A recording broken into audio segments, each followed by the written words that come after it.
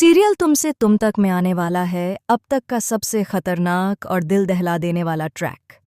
कहानी वहां से शुरू होती है जहां अनु को अचानक आर्यवर्धन की याद आती है। बेचैनी में वह टीवी ऑन करती है और जैसे ही न्यूज़ चैनल चलता है, स्क्रीन पर जो दिखता है उसे देखकर अनु के पैरों तले जमीन खिसक जाती है। न्यूज़ में खुलासा होता है कि आर्यवर्धन, जो अब पूरे इंडिया का सबसे बड़ा इंडस्ट्रियलिस्ट और वीआईपी बिजनेसमैन बन चुका है, उसे इंडिया से अगवा कर लिया गया है और उसे कश्मीर ले जाया गया है। यह खबर सिर्फ अनु के लिए ही नहीं, बल्कि पूरी दिल्ली, पूरी इंडस्ट्री और पूरे इंडिया के लिए एक बहुत बड़ा झटका होती है। न्यूज़ चैनल पर साफ साफ कहा जाता है कि आर्यवर्धन की जान खतरे में है। उसे जिन लोगों ने अगवा किया है, उन्होंने इंडियन गवर्नमेंट को खुली धमकी दी है कि अगर उनकी मांगें पूरी नहीं की गईं तो वे आर्यवर्धन को मार देंगे। इस धमकी के बाद सरकार पर भी जबरदस्त दबाव बन जाता है। इधर अनु की हालत खराब हो जाती है। उसकी आंखों के सामने सिर्फ आर्य का चेहरा घूम रहा होता है। उसे याद आता है कि कैसे आर्य ने हर मुश्किल में उसका साथ दिया था।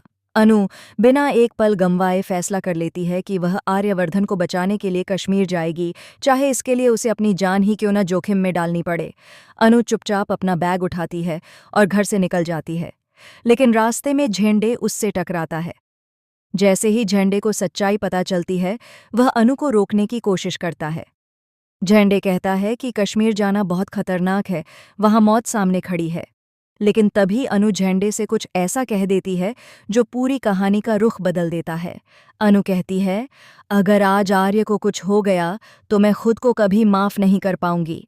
अगर प्यार का मतलब साथ मरना भी है तो मैं उसके लिए तैयार हूं। अनु की आंखों में आंसू और चेहरे पर हिम्मत देखकर झेंडे पिघल जाता है। वह फैसला करता है कि वह अनु को अकेले नहीं जाने देगा। झेंडे कहता है कि वह भी उसके साथ कश्मीर जाएगा और आर्यवर्धन को हर हाल में बचाएगा। इधर एक और शॉकिंग ट्विस्ट सामने आता है। मीरा को भी आर्य के अगवा होने की खबर मिल जाती है। मीरा भी आर्य से बेइंतहा प्यार करती है और वह चुपचाप कश्मीर के लिए निकल पड़ती है। अब कहानी में एक नहीं बल्कि तीन लोग आर्य की जान बचाने के मिशन पर निकल चुके हैं। कश्मीर पहुंचते ही अनु और झेंडे को एक गुप्त वेयरहाउस की जानकारी मिलती है, जहां आर्यवर्धन को बंदी बनाकर रखा गया है। आर्य को मुंह बांधकर, हाथ पैर जकड़कर रखा गया होता है। उसे रोज धमकाया जा रहा होता है कि अब उसका आखिरी वक्त नज़दीक है। लेकिन तभी कहानी में सबसे बड़ा ट्विस्ट आता है। आर्य को पता चलता है कि उसके अगवा होने के पीछे कोई और नहीं बल्कि उसका ही कोई करीबी शामिल है। यह सच्चाई आर्य को अंदर से तोड़ देती है, लेकिन वह हिम्मत नहीं हारता। जैसे ही अनु, झेंडे और पुलिस वेयरहाउस तक पहुंचते हैं, वहां अफरा तफरी मच जाती है। चारों तरफ गोलियां चलने लगती हैं, भयंकर लड़ाई शुरू हो जाती है। इसी बीच टीवी चैनल्स को भनक लग जाती है और पूरा ऑपरेशन लाइव टेलीकास्ट होने लगता है।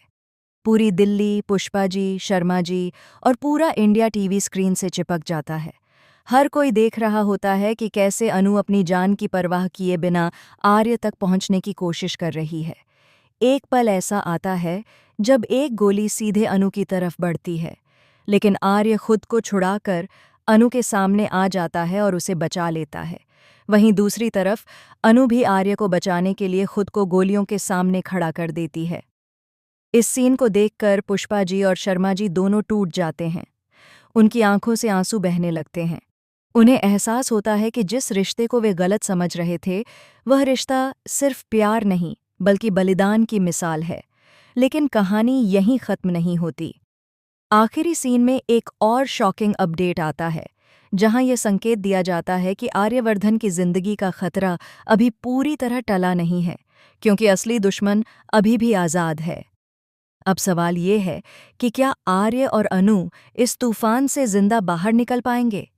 क्या मीरा की एंट्री कहानी को नया मोड़ देगी? और कौन है वह अपना जिसने आर्यवर्धन की जान को खतरे में डाला? इन सभी सवालों के जवाब मिलेंगे आने वाले धमाकेदार एपिसोड्स में, जहां हर सीन होगा पहले से ज्यादा शॉकिंग और इमोशनल।